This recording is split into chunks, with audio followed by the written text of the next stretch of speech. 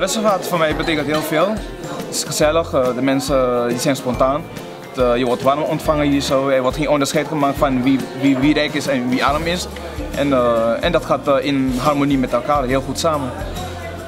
Ik ben hier gekomen via mijn tante. Ik ben zelf chef-kok en ik heb haar geassisteerd hier in de keuken. En dat vond ik een hele bijzondere ervaring om dat te doen.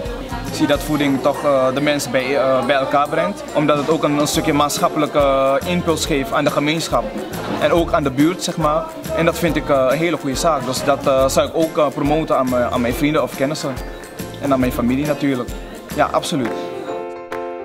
Vind jij het ook leuk om bij te dragen aan Resto van Harte? Kijk dan op restovanharte.nl en kijk wat jij kunt doen.